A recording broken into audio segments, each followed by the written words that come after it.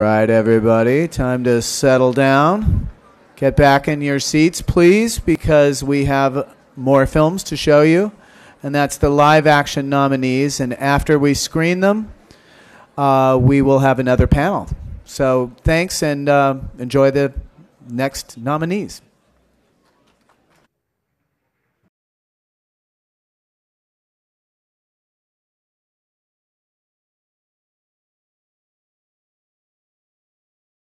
You don't need me to tell you what this means to the parish, to Father O'Toole, to Father Hanley, to your parents, to your school, to just about everyone you have ever met in your life. But I want you to forget about all that, and I want you to ask yourself this one question. What does it mean to you? You, sitting there. What does it mean to you? Owen, for 20 years I was blue in the face telling boys that the Sanctus Bell is an instrument, not a bloody panic alarm. You can't just pick it up and jingle jangle like a flippin' fire engine howling through town. It's all one movement. Lift and ring. Lift and ring. The first bell should peal at the end of the upswing.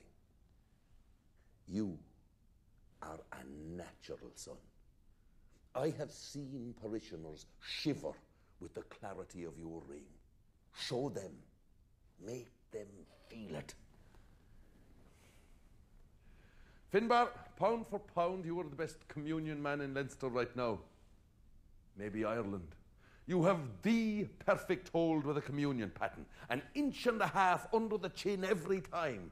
The only thing I'll say to you, boy, is don't get too built up. I've seen it happening to lads in big masses before, wandering around on the altar like cattle heaped up on angel dust. Cool it.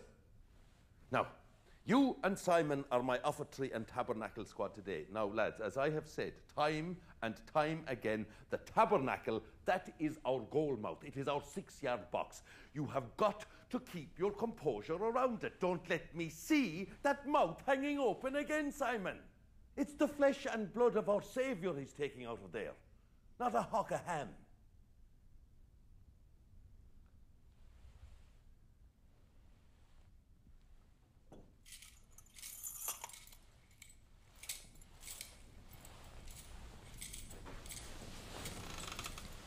Now, we all know you're in here on a wild card, son. Now, you say what happened 2 weeks ago was an accident. The jury is still out on that one. But the parish really needs you to come in for us today. And if you keep a clean sheet, you will earn yourself guaranteed first team selection for noon mass on Sundays. And if you don't come in, well then, you're pretty much finished in this town. Are you with me, boy? Yes, Mr. Quinn. I'm with you.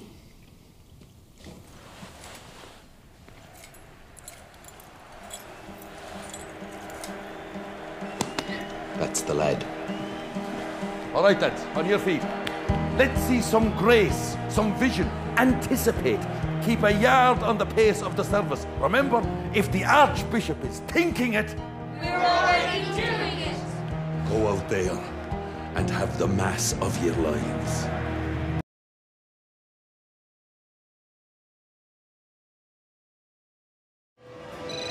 Hallo? Hörst du mich? Ja, ich höre dich. Wo seid ihr denn? Wir sind auf so einem Markt. Geht's ihm gut? Ihm geht's sehr gut. Wie geht's dir? Geht schon besser. Ich freue mich auf euch. Bis nachher.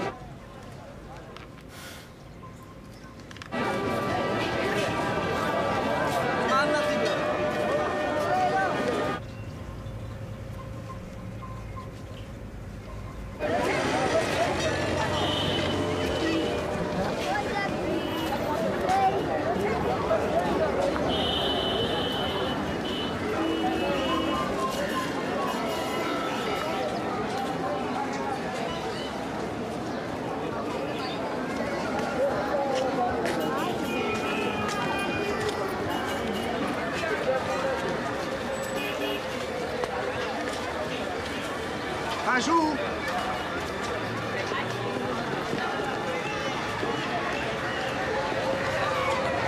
Little boy, little boy. Raju!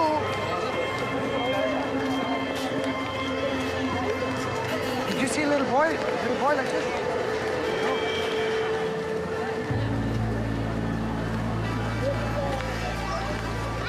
Raju!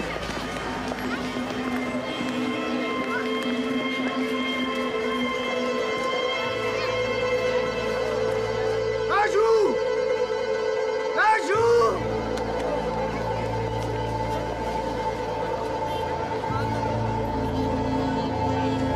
Sarah, es ist was passiert.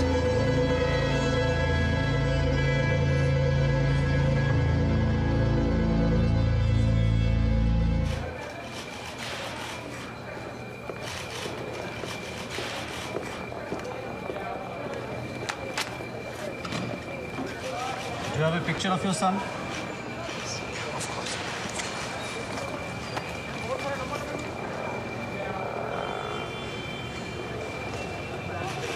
Ali? File করে ওখানে missing লাগিয়ে দাও। Will you find him? That depends if he wants to be found. Kolkata police station? হ্যাঁ বলছি হ্যাঁ just hold on. Go back to the hotel. We call you there if we have something.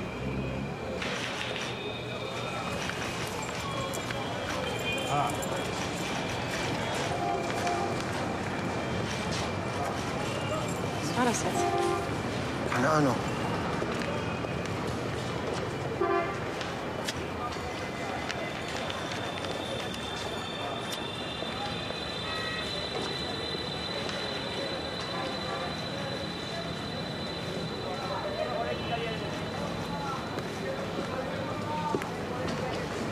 Warum hast du nie aufgepasst?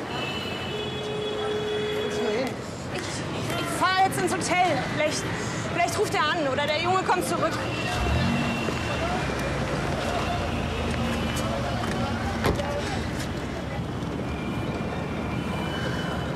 Ich gehe noch mal zu dem Platz.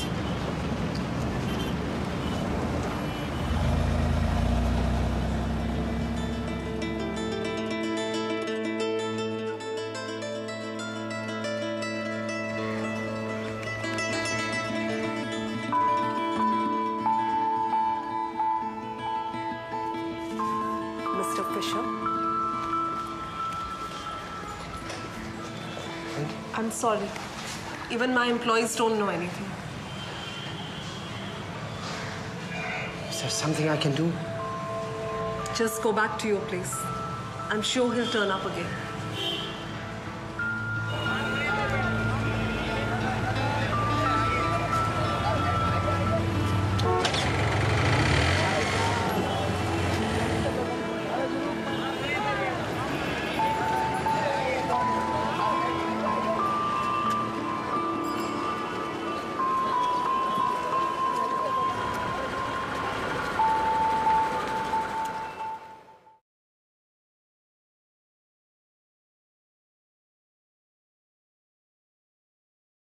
One is a loyal party man, the other tied to numbers. Local versus national, are these the battle lines?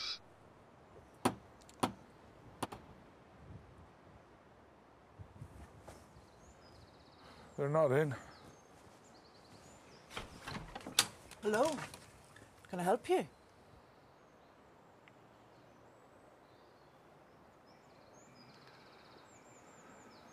Hello, Mary. Jaman.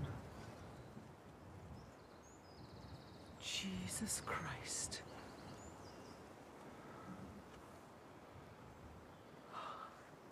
Jim. Oh, shit.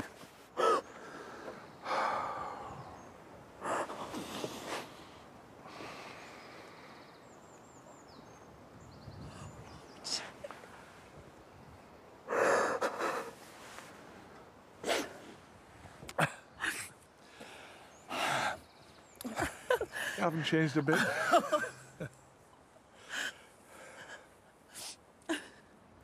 This is my daughter, Patricia. Call me Pat. It's nice to meet you. Jim. I know. Feels like a lifetime. Where is he? Paddy! No, he's at the shore. I'll go get him.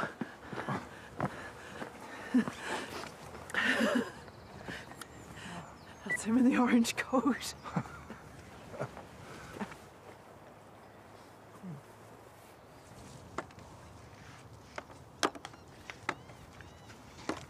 Hey, Paddy. That's someone at your house.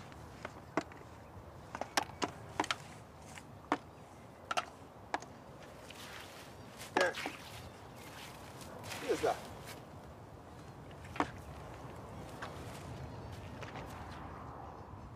That's not Mary pointing at us, is it? You can't see anything.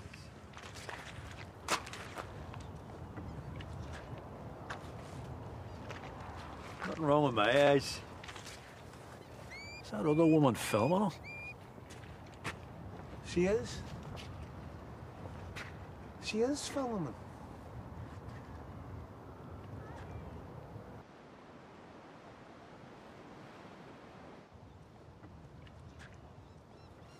Couldn't be the Dole investigators, huh?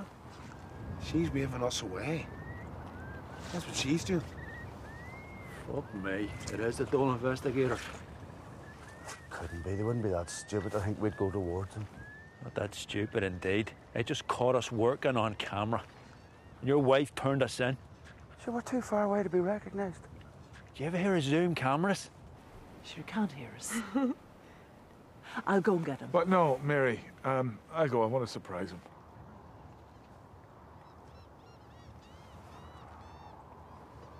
Well, they're coming over. Oh, it can't be the Dole. Not waiting around to find out. They're too far away, they'll never catch us. Come on. Here, slow down. Don't be giving the game away by running.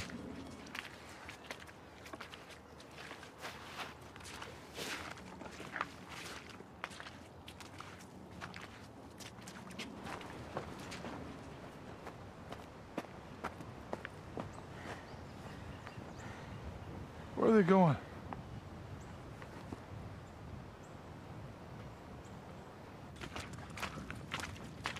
I think they've stopped.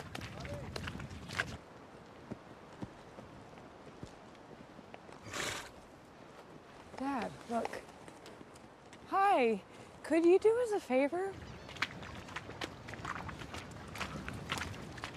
Oh my God.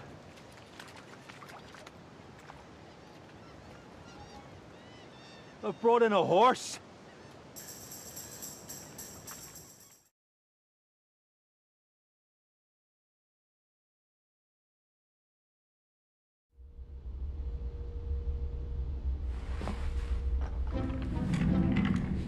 What is that?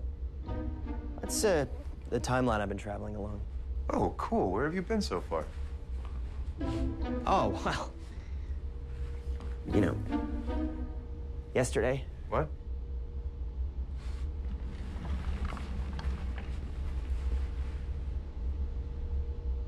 It's complicated. What does 9 a.m. dry cleaner mean? Okay.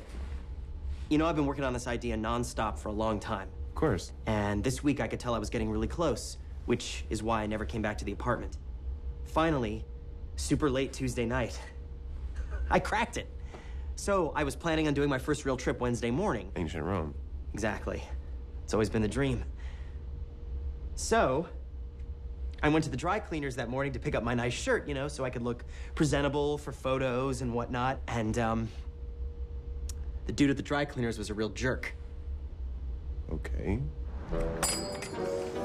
Hello, sir. How are you? Yes? Now, he told me the shirt was going to be ready by Monday, and it wasn't. Not ready. Now, this was Wednesday, and he wasn't even cool about it. That's it. Not ready. So I flipped out on him. What's the point of tickets? I don't know if it was like the lack of sleep, but I really went off bad. No, you... Why?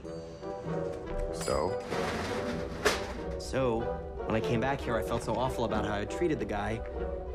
I went back in time to do it over again.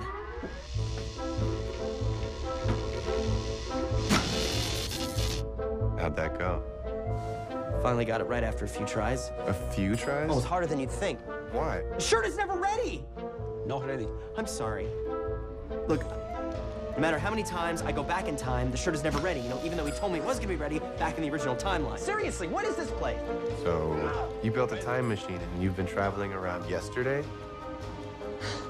I was just trying to change my reaction to the situation. I'm sorry, can I just... It's okay. It's just a shirt. So, what's Debbie 930? I ran into Debbie on the way back here. Oh, God. Yeah.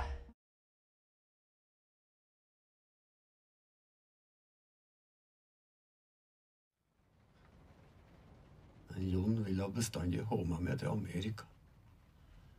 Hvis du ikke blir med nå, sa han, så kommer du til å angre resten av livet. Ble du med noen gang, da? Nei. Vil du snakke om det? Nei.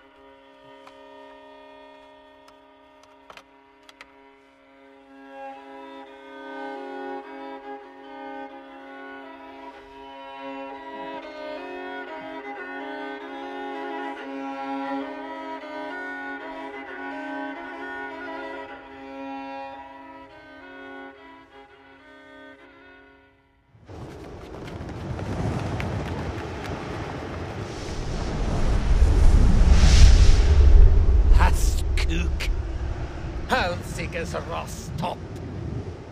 Ja, få se hva du har da, din feite feiging. Ja, denne alt du har? Aha, flautfis, i brekkakel briller på helsikes svinpels. Din skakkstoppa fleskoksi, og fordømte bastard!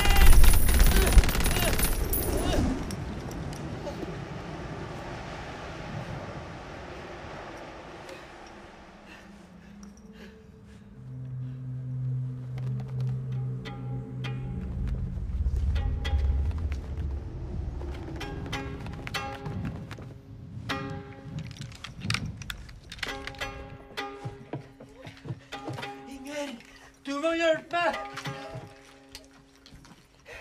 Vinden er snudd!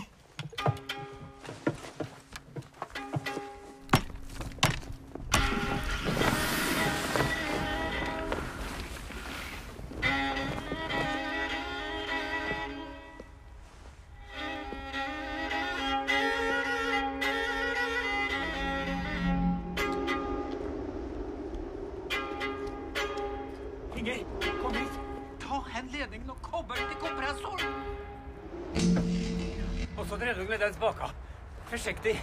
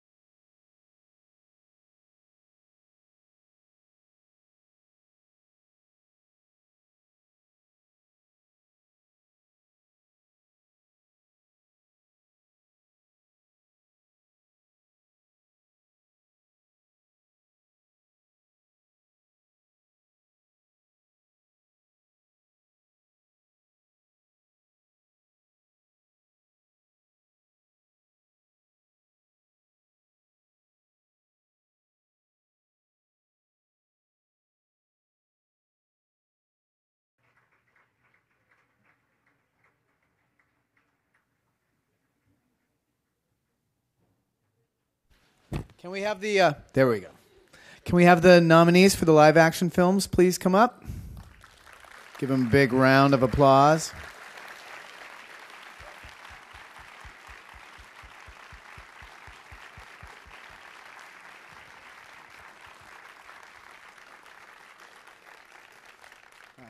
Congratulations. Thanks. Hi. Nice to meet you. Hi. Congratulations. Thank you very much. Hi. Nice to meet you. Hi. Nice to meet you. Hi. Nice to meet you. Nice to meet you. Yep. Just find your names here. Fantastic group of films, and I'm just going to kind of ask a general question to all of you. Why did you choose to make a short film? Do you feel the discipline of brevity forced good choices? The money. We did it for the money. Yeah. Tons of money in short films. Good. You'll go far in this town. Terry, my dad, who wrote and directed this, had been trying to... Oh, your mic isn't on. Okay, there we go. Here, try mine for a little bit. Okay, thanks. Basically, this was our movie, The Shore, was based on a true story that my dad had heard from his uncle, and he'd been trying to work it into any number of scripts for years. He'd made Hotel Rwanda and In the Name of the Father, and there's always like a horse scene being squished into the middle of it. So this was finally the opportunity for him to just do justice to that story and not try and put it in somewhere else. Right. Well, what about you? We were planning on buying an apartment in New York City, and after our wedding, and we're both working in TV and some reality shows, cooking shows, and thought, boy, Time Freak, by the way. Time Freak. Yeah, I'm sorry, I got to introduce you guys. If we put the money down on an apartment, we're going to be really tied to whatever job we have to take. And so Gigi very wisely said, let's make a film instead of buying an apartment. And so we didn't have enough money to make a feature. Yeah, right. It was going to be a small apartment. It was going to be that size apartment. Great. Halvar Vitzo, who did Tuba Atlantic. What about you? Well, it was the diploma film of the school, so if I didn't do it, I would have failed. And the king and country would hunt me and not give me a diploma of finishing 3 years of film school. So we were destined to make this film. We had to. The Social Democratic Nation of Norway decided that we should make a film. So that's how films are made in Norway. You just get a letter, and the king says you have to make a film, and then you say yes, sir. No, it wasn't like that, but it was almost. It's the final project that you do on the film at the Norwegian Film School, and everybody's divided into 6 different groups, 1 director, 1 producer, and it is like a mayhem where you are trying to. The directors have a story or an idea, and you're trying to flirt with the producers and the writers to work with your film. So I was like,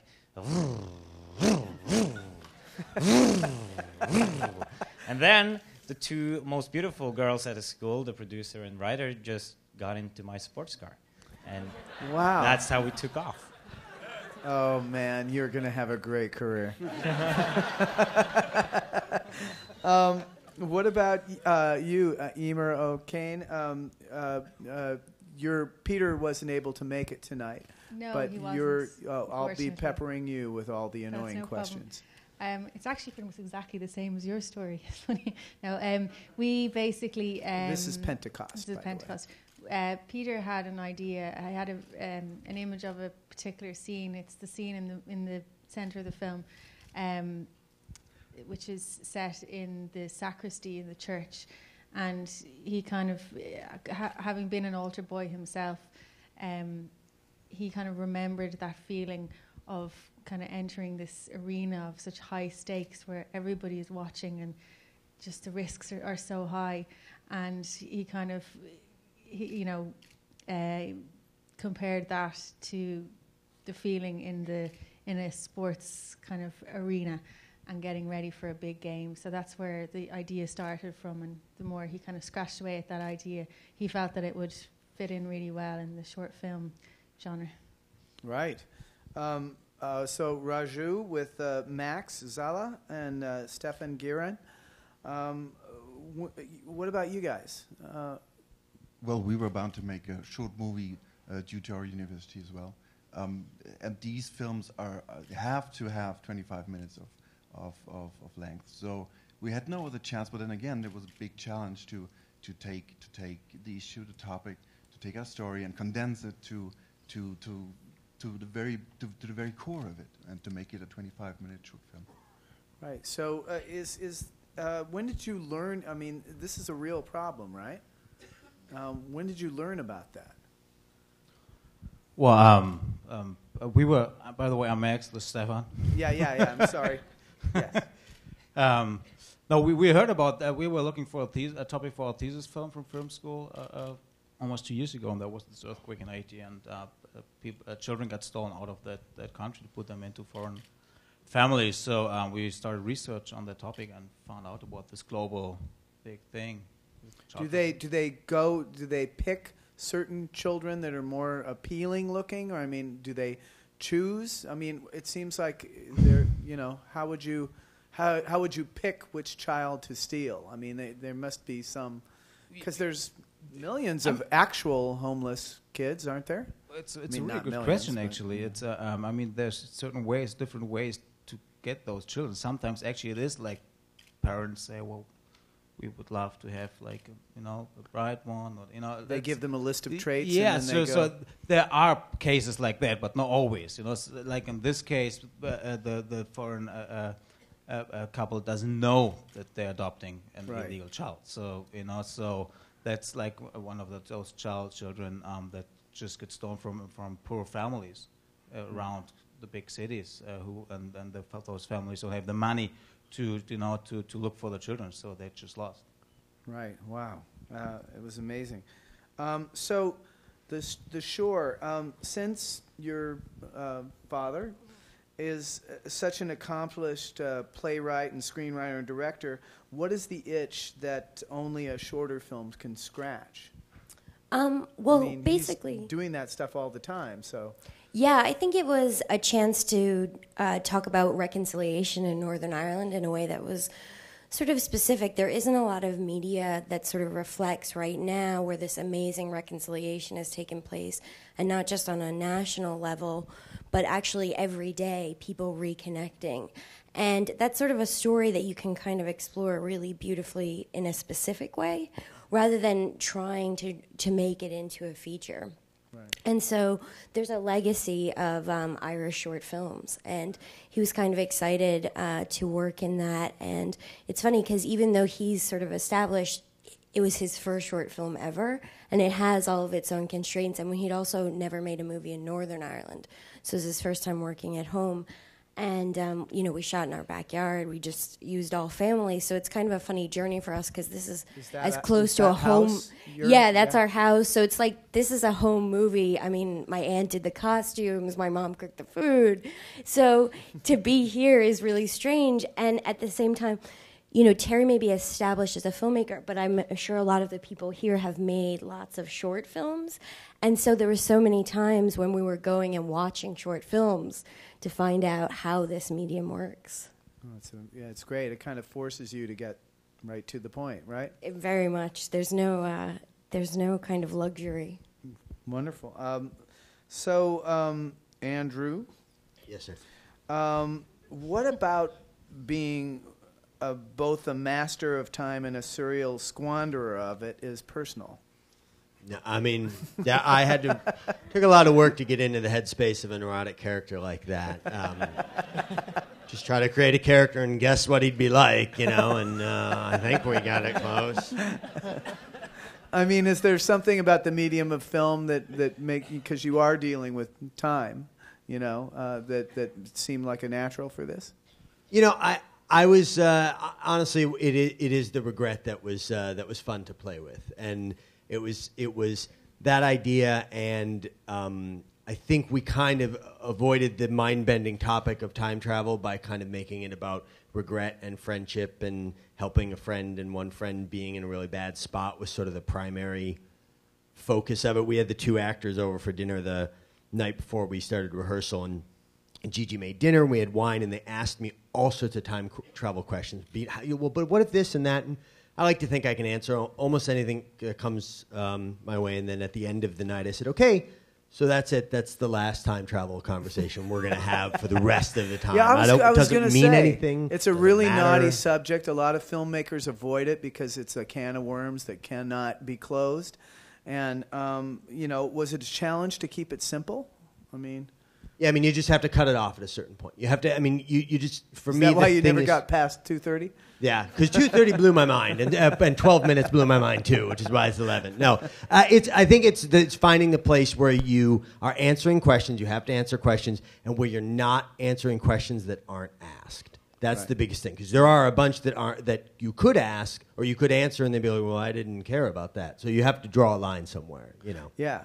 But that always bothered me in Star Wars when they go, hold your fire, and there's no life forms aboard. Like they wouldn't blow it up anyway, just like standard operational. Or there literally is one, not to bag on Star Wars, but there is one in Episode 1 where it's like literally, there's another thing we have to worry about. And then they say why they don't have to worry about the thing. And I always thought, I don't think I was worrying about that until it happened. Yeah. Right. Well, I never would have asked the question about the life forms, you know. Yeah, exactly. It's like, well, you could have skipped that. Well, anyway. Fine. Yeah. I will raise your geek and... exactly. Oh, man. Sorry. Yeah. Oh, yeah. Sorry about that. Especially with time, yeah. Sorry you all had to see that. Tuba Atlantic. Why do you hate seagulls? I don't hate seagulls. I kind of grew up with them, so they are my 3,000 cousins. But at some point, you kind of hate your cousins too. They're much older than you. They are taller than you, and the Santa Monica seagulls that are really cute and small, and they just come in herds of 5. Right. In Norway, they come like British Spitfire squadrons. They are big, bulky, like Memphis Bells. I mean, they have wingspans of 5 meters. They shit all over you, and I mean, the population is so increasingly fast growing in Norway. Right. My freshwater, which is actually named by a guy called Halvard, which is my name. They are polluting it by shitting in it. Wow. They are shitting in my water. So I just gave the actor the possibility, Edward, who is here now, the possibility to get my anger through a big German machine gun. That's fantastic. I'd say the revenge is felt deeply. Where did the idea come from? What sparked it? Well, I grew up by the ocean, by the west coast of Norway, and I remember my grandfather. He kind of took long walks with me. He never said anything, which most Norwegians never do. They don't say anything. But my grandfather opened his mouth, and he just, before that, he just pointed towards the west over the Atlantic, and he just said, there is my brother. And his brother was living in New Jersey. They were having constantly, they were talking to each other on the phone, but a lot of Norwegians immigrated to America, finding, there was no jobs in Norway, and so he really missed his brother. And I grew up with a brother that was older than me that I really looked up to, and when I was growing up, this brother, the love between brothers have been very special for me, and especially the distance you have to travel to see the ones you love. So that is kind of the idea, because Tuba Atlantic is very personal. The idea actually came through like a sketchbook. I kind of draw the earth and two old guys on each side and a big tuba. So, I mean, the basic idea of it was very old when I kind of tried to pitch it. I just had music and those two drawings to kind of with my producer and scriptwriter. Yeah. Yeah. Look at those two drawings. Yeah. That was very international speak, by the way. You know. So Peter MacDonald, the writer-director, is known primarily as an actor. He is, yes. Yeah, yes. and has he always wanted to direct, or did his acting spark his interest? I think he's always had an interest, particularly in writing. But this is really his first funded short film. When we first met, I was explaining to him the process of applying for funding to the Irish Film Board and saying, you know, what part of it you'll have to, you know, get me your show reel. And he was like, my what? So he quickly went off and made a short film, which actually did very well in its own right. But that was his show reel for getting Pentecost funded. So yeah, basically his background. Unfortunately, that's the reason he can't be here tonight, which he regrets hugely. But he's finishing a TV series in Ireland at the moment. Well, that's a good reason. I think we'll accept it, right? Yeah. Is that all right? Yeah. Is there something particularly Irish about competing religions? You know, church versus soccer. Is there? I think you could probably safely say yes. No. Yeah. Well, they both happen on a Sunday, so you've got to prioritise. Right.